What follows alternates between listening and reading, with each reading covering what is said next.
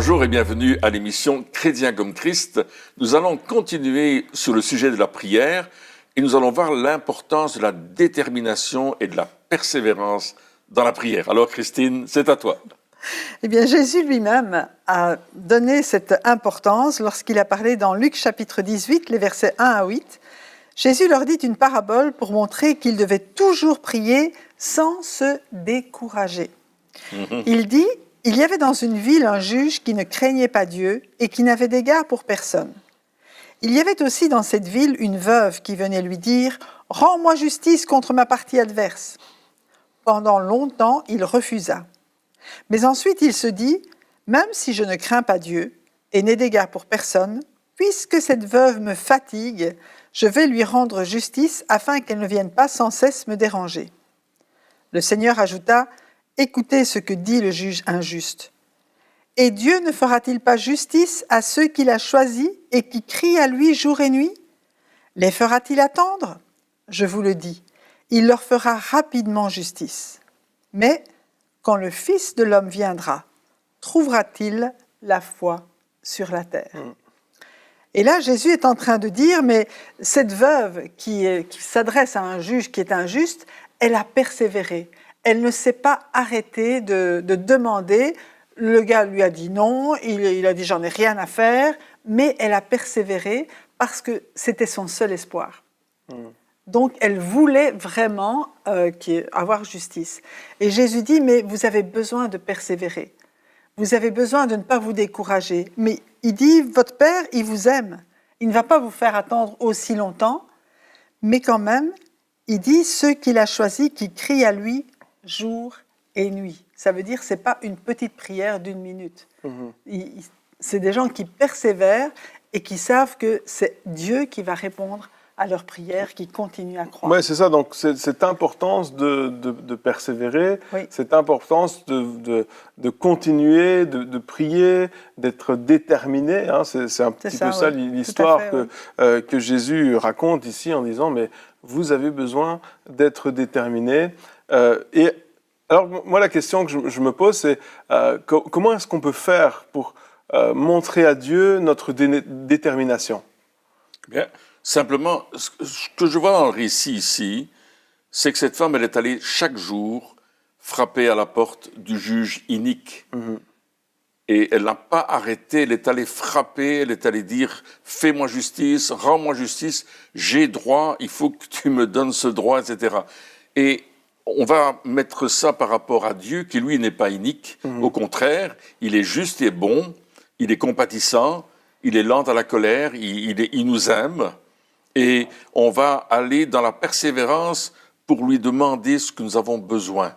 Et on va continuer à nous battre, non pas contre Dieu, mais contre les puissances des ténèbres, contre les puissances mauvaises qui empêchent notre prière d'être exaucée. On a vu ça avec le prophète Daniel. Hein. Daniel a commencé à prier, puis il n'y avait pas de réponse, et il a persévéré, et l'ange est venu lui dire, mais quand tu as commencé à prier, ta prière était exaucée, mais l'exaucement a été arrêté en chemin, il y a eu un combat, il y a eu une lutte, il y a eu une bagarre dans les lieux célestes qui empêchait cet exaucement d'arriver. Et il y a vraiment une lutte, un combat spirituel où le diable ne veut pas que nous ayons les réponses à des prières efficaces. Que ce soit au niveau de la guérison d'une personne, que ce soit au niveau de la délivrance d'une personne, que ce soit au niveau d'exaucements très spéciaux que Dieu veut que nous ayons. Il nous dit, persévère, n'arrête pas, ne fais pas qu'une petite prière, comme tu disais, d'1 minute ou de 30 secondes, Seigneur, s'il te plaît, sauve telle personne, ou ramène telle personne à l'église, ou... Non, il dit, vas-y, prie jusqu'à ce qu'il y ait un exaucement. Et Dieu dit, moi, je vais répondre tout de suite. Ouais. Mais il y aura un combat. Et c'est vrai que des fois, on prie et ça arrive tout de suite. Hein. Oui. Mais des fois, il faut aller plus loin. Et ce qu'on voit un petit peu aussi dans l'attitude de cette femme, la première chose, c'est que elle demandait une cause, sa cause était juste. Hein, ça, on l'a vu dans l'épisode précédent. Et la deuxième chose qu'on peut voir ici, en tout cas, ce que ça nous inspire, c'est que cette femme n'avait pas d'autre solution. elle était quelque part, elle était au bord elle était face à un mur. Hein, elle avait besoin absolument que ce juge qui était injuste, hein, un juge injuste, c'est quand même une contradiction en soi, que ce juge qui n'était pas juste lui fasse justice. Donc elle n'avait pas d'autre choix. Et je pense aussi que des fois, on n'est pas déterminé, on ne persévère pas parce que justement, on a une autre solution, une solution de rechange. Et est-ce que c'est ça aussi notre problème des fois, c'est d'avoir cette solution de rechange et puis on se replie directement, si ça ne va pas assez vite pour nous, on se replie sur notre... Oui, je crois que c'est ça le problème et c'est pourquoi Jésus pose la question, quand le Fils de l'homme viendra, trouvera-t-il la foi sur la terre? Trouvera-t-il cette foi qui persévère et qui est déterminante, qui est déterminée et qui va jusqu'au bout? Cette foi qui ne s'arrête pas à un semblant de non, je vais dire quelque part, hein, à une non-réponse, mais qui persévère pour aller chercher la réponse que Dieu a promise. Hein. C'est vrai qu'on revient sur ce qu'on a dit, on va s'appuyer sur les promesses de Dieu quand on va prier, on va s'appuyer sur la justice de Dieu, mais à partir du moment où Dieu dit c'est juste, alors il faut que nous, on persévère. Et quels que soient les obstacles, il va falloir qu'on aille jusqu'au bout. Jésus a posé une question, et j'aime dire qu'il n'a pas donné la réponse. Il n'a pas dit « non, je ne trouverai pas la foi quand je reviendrai ». Mais il a lancé un défi. Est-ce que vous allez croire jusqu'au bout? Est-ce que malgré la facilité de la vie et d'autres solutions, vous allez quand même rester déterminé à croire que c'est moi qui peux faire quelque chose? Et on va croire quoi? Qu'est-ce qu'on va croire? On va croire les promesses. On va croire que ce que Dieu dit est vrai. Encore une fois, on va croire Dieu. Oui. Mais pour ça, il faut aller dans l'Alliance, il faut aller dans le livre qui s'appelle la Bible, et il faut trouver les promesses et les droits que nous avons en tant qu'enfants de Dieu. Un de nos devoirs, c'est de prier. Un de nos droits, c'est de recevoir ce que Dieu a promis. Oui. Et de faire ce que Dieu nous demande. On parlait de l'obéissance tout à l'heure, d'avoir des motifs justes, parce qu'ils sont justes, parce qu'ils sont en accord avec la parole de Dieu. Ils sont dans l'obéissance parce que nous obéissons à ce que Dieu nous demande de faire. Et là, on va exiger que l'ennemi n'arrête pas ce que Dieu nous a promis, parce qu'on va le recevoir. Et Dieu l'a promis, s'il l'a promis, on va l'avoir. S'il l'a promis, c'est là, c'est comme ça.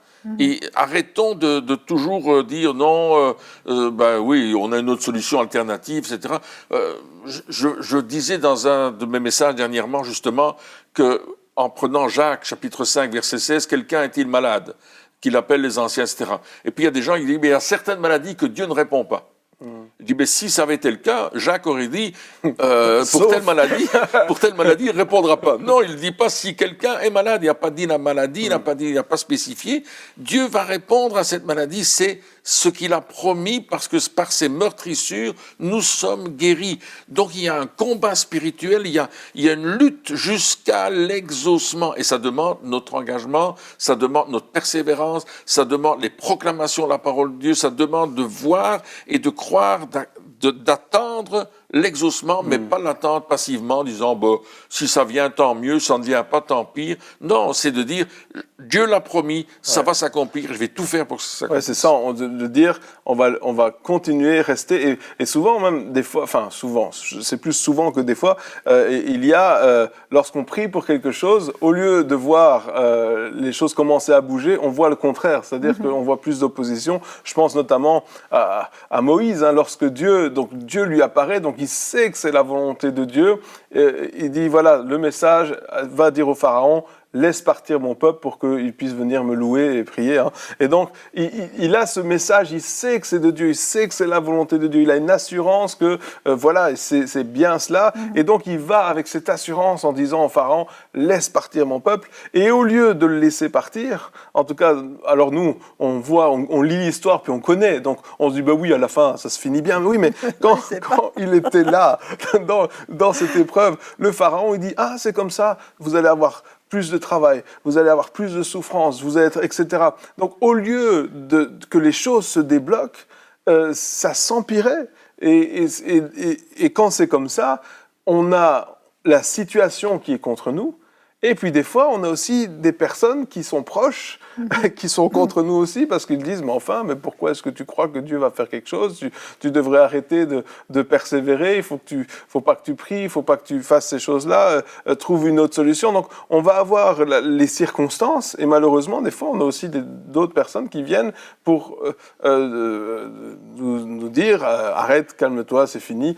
Même quand on a cette assurance, et c'est là aussi la persévérance, c'est justement dans l'opposition, ouais. C'est quand ça va pas. Et puis Moïse a continué.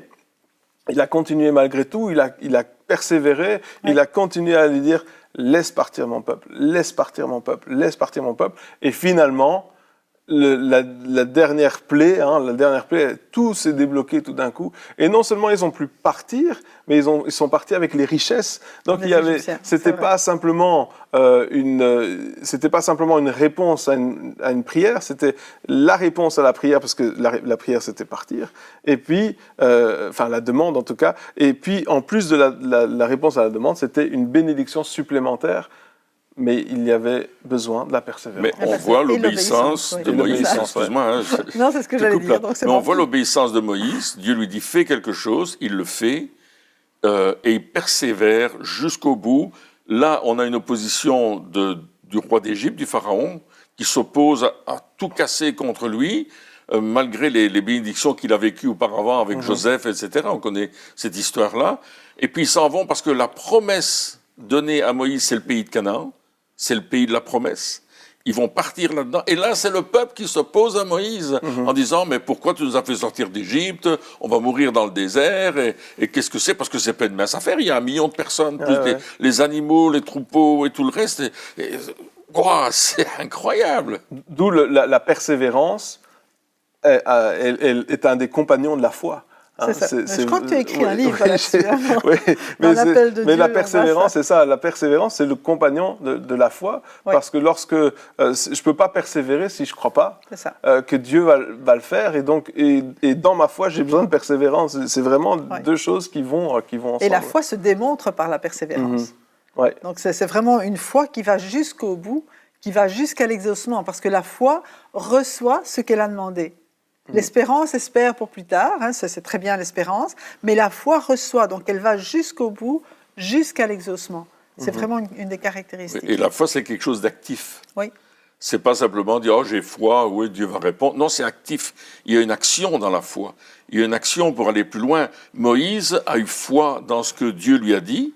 Il est allé trouver Pharaon. Il a agi par la foi pour quelque chose qu'il ne voyait pas encore, retourner dans le pays de la promesse, faire sortir 1 million de personnes de l'Égypte, enlever tous ces gens-là qui avaient vécu pendant toutes ces années, 430 ans, ils étaient restés là, tout d'un coup, ils vont partir, ils vont laisser leur maison, ils vont tout laisser parce que Moïse, un homme, va avoir la foi pour un changement radical. Ça, c'est de la persévérance, c'est de l'obéissance et c'est de la détermination. Il a cru Dieu au lieu de croire les circonstances. Il a gardé ses regards sur Dieu, sur ce que Dieu avait dit. Il a dit, OK, ma vie, toute mon attitude va être en fonction de ce que Dieu a dit et pas en fonction des circonstances autour de moi. Et par contre, c'est aussi important de dire que persévérance, ça ne veut pas dire qu'on n'est pas découragé. Moi, je suis sûr que Moïse, lorsque il voyait la réponse du pharaon, ça devait quand même le décourager. Et des fois, les chrétiens qui parlent de la foi, qui parlent de la persévérance, ils oublient, c'est comme si on occulte cet état de fait, le fait de pouvoir être découragé. Et ça arrive parce que c'est un combat, parce qu'il faut continuer, parce qu'on est humain. Et là, on a ce découragement qui vient, mais ce n'est pas le découragement qui règne, ce n'est pas le découragement qui est décisif dans notre vie, c'est la foi. Et c'est normal, lorsqu'on persévère dans la prière, qu'il y ait des temps où on est découragé, qu'il y ait des temps où on ait envie de baisser les bras, qu'on ait envie d'arrêter le combat, parce que, à cause justement de toutes ces choses qu'on voit. Mais lorsque nous avons cette intimité avec Dieu, et on en reviendra toujours à cela, on regarde à Jésus. Et là, à ce moment-là, on reprend la marche. Je me souviens d'un témoignage d'une femme de Dieu qui disait, il y a des fois dans mon ministère, j'ai envie de tout arrêter. C'est quelqu'un qui est assez connu. Elle dit, j'ai envie de tout arrêter. J'ai envie d'être vendeuse dans un magasin de vêtements, dans un rayon où il n'y a personne qui viendra. On comprend ça très bien. Bien loin de la foule, etc. Et elle dit, j'en ai marre, j'en peux plus. Enfin, c'est trop difficile. Et après, elle dit, et ensuite, je viens vers Jésus. Et là, je tombe de nouveau amoureux de l'Église, je tombe de nouveau amoureux du peuple de Dieu et je repars pour un autre tour, je recommence. Et c'est ça aussi la persévérance. Ouais. C'est pas dire non, je serai jamais découragé, j'aurai jamais de doute, etc. Non, oui, il y aura des phases, mais le découragement ne régnera pas, le doute ne régnera pas, parce que je vais regarder à Jésus qui va me redonner la force, qui va me redonner cette détermination, qui va me redonner l'envie de continuer. Et si on veut voir des choses se passer, si on veut voir du résultat, eh bien, il y aura ce prix de la persévérance. Ouais. Il y aura ce prix parce que la persévérance, c'est quelque chose de précieux, c'est quelque chose qui a de la valeur. Hein, et il y a de la valeur à persévérer, il y a de la valeur à être déterminé. Et c'est comme ça qu'on voit justement Dieu répondre aux prières. Oui, mais on doit persévérer dans les bonnes choses. Oui, absolument. On doit persévérer dans le bon sens, c'est-à-dire toujours en communion avec Dieu, toujours en communion avec sa parole, toujours en communion avec les frères et sœurs, toujours dans cette ligne de dire « je vais aller jusqu'au bout parce que je sais que c'est cela que Dieu veut ». Moïse, il est allé jusqu'au bout parce qu'il savait que c'était ça que Dieu voulait, qu'il aille vers le pays promis, malgré que le peuple était rebelle, malgré que le peuple était tout le temps en train de râler. Mais il avait quand même des gens qui étaient avec lui. Absolument. Il y avait quand même des gens qui étaient avec lui. Hein. Et ça aussi, c'est important. Dieu ne veut pas d'électrons libres. Hein, des fois, on se dit, moi, je vais persévérer parce que je sais que c'est Dieu, mais on est totalement à côté de la plaque parce qu'on dit, je vais le faire tout seul. C'est ça. Mais ça, c'est jamais... Enfin, je veux dire, dans la Bible, en tout cas, il y a cette unité, il y a toujours quelqu'un. Hein, il y avait Aaron et Hur, il y avait... après, il y avait d'autres personnes. Il y avait Josué qui était là, avec Caleb, ils étaient déterminés. Ils avaient cette même foi.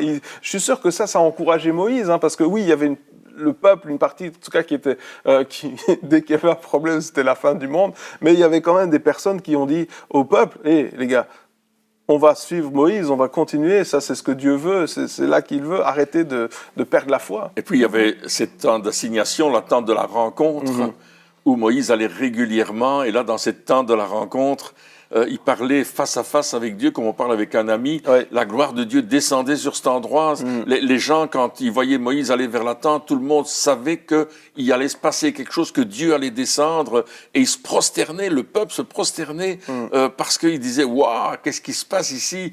Dieu va parler à Moïse, on va avoir une direction, on va avoir... » Et journellement, il y avait cela.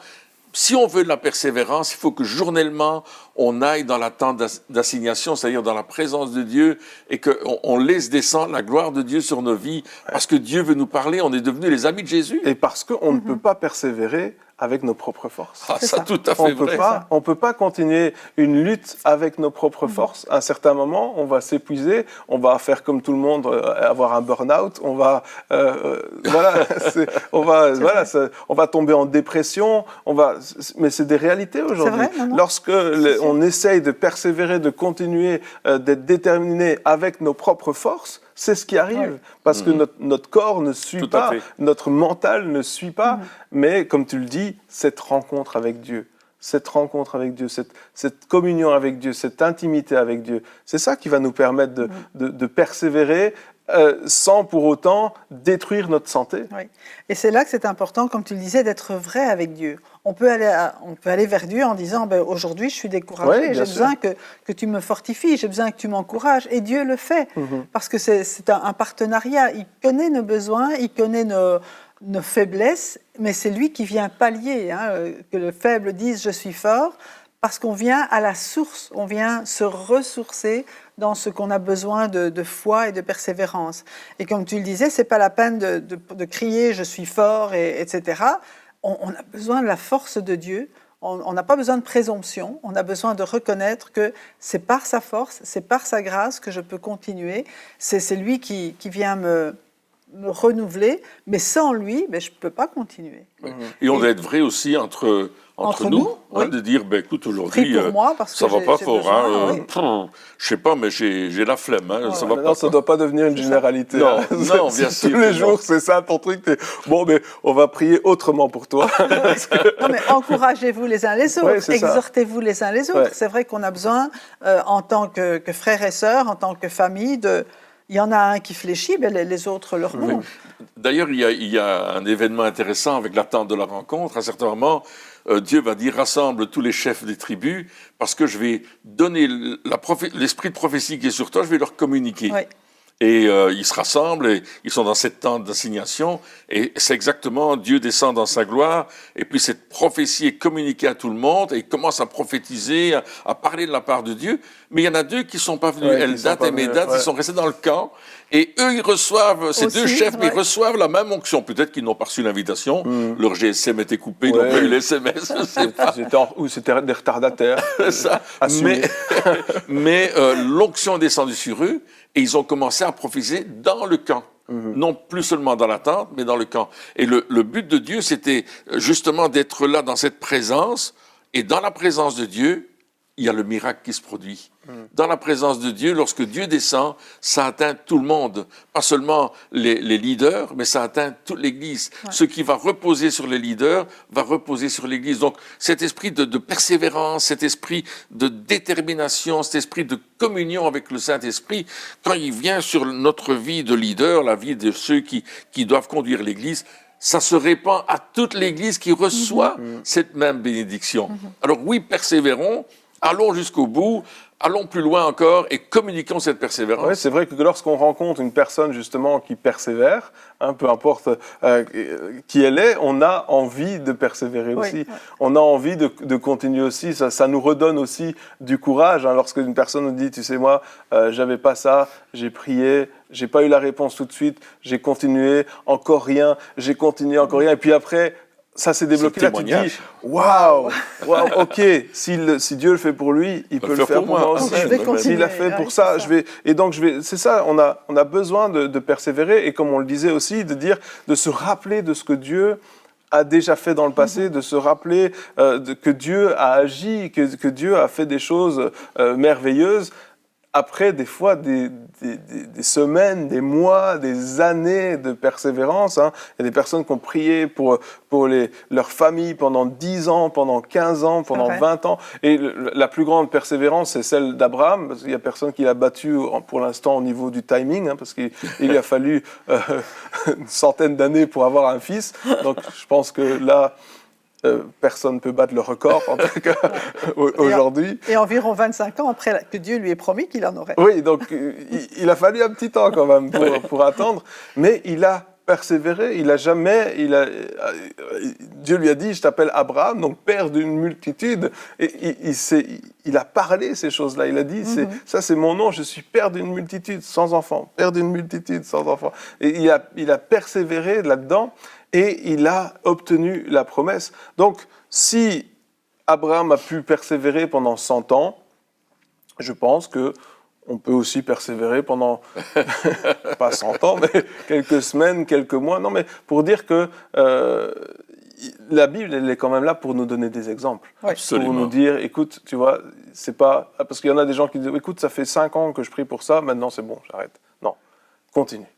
Persévère, parce que si Dieu a dit qu'il allait le faire, il va le faire. C'est certain. Sa parole est certaine. Ses promesses sont vraies. Et lorsque je sais que je suis dans la volonté de Dieu, alors je peux continuer dans ce qu'il dit et continuer, persévérer et être déterminé aussi. Parce que ça, Abraham est appelé le père de la foi, mais ce qu'on voit, c'est que régulièrement, Dieu lui donnait des signes, lui rappelait sa promesse.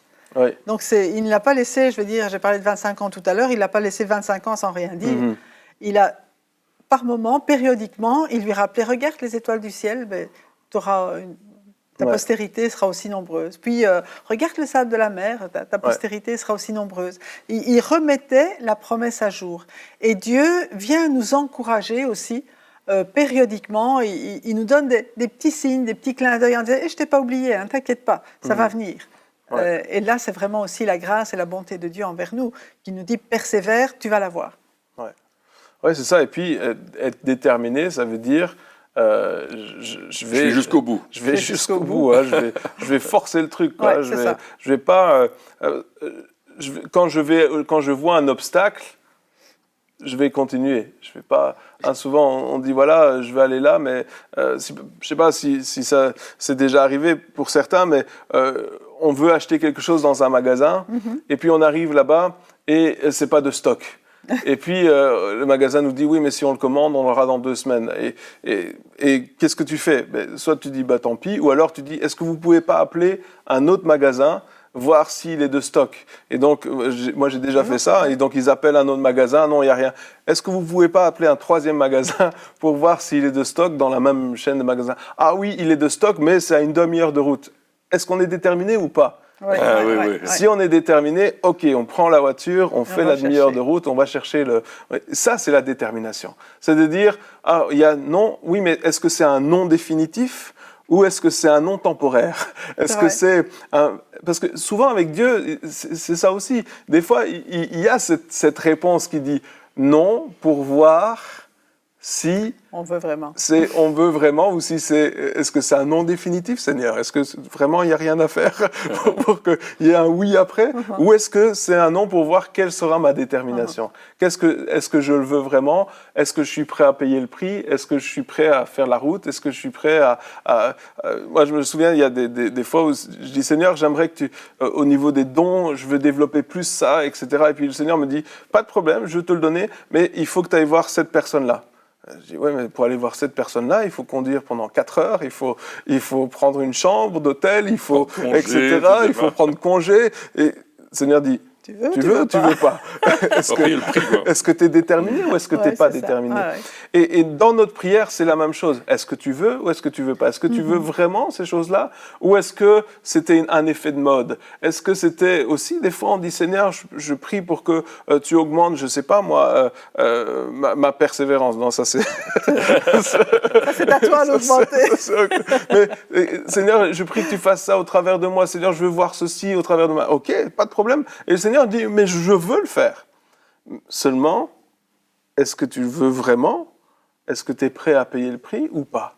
Est-ce que tu es prêt à avoir ces choses-là? Seigneur, je veux voir des âmes sauvées. Oui, moi aussi, je veux voir des âmes sauvées au travers de ta vie. C'est clair, mais qu'est-ce que tu es prêt à faire pour voir ces âmes sauvées? Ou est-ce que... Parce que la Bible nous dit que Dieu, il agit avec nous. Hein, c'est un esprit d'équipe, hein, c'est une collaboration. Et donc, le Seigneur dit, ok, mais je ne fais pas tout. Tu as ta part à faire aussi. Et je crois que aussi dans la prière, justement, pour voir cette prière efficace, cette détermination, elle est indispensable. Elle est indispensable. Dieu cherche des personnes, comme il est dit dans la fin de ce passage, hein, est-ce que je vais trouver la foi sur la terre? Dieu cherche des personnes qui vont être déterminées, qui vont persévérer, qui vont voir plus loin que juste leurs besoins, comme on le voyait dans l'émission précédente, et qui vont dire, Seigneur, je crois que tu veux le faire, et je suis prêt à payer le prix pour voir ta gloire se réaliser dans ma vie, dans la vie des autres, dans cette ville, dans l'église, peu importe. Je veux voir et je suis prêt à payer le prix. Eh bien, chers amis, merci encore d'avoir suivi cette émission et puis on se retrouve très bientôt pour la suite. Au revoir.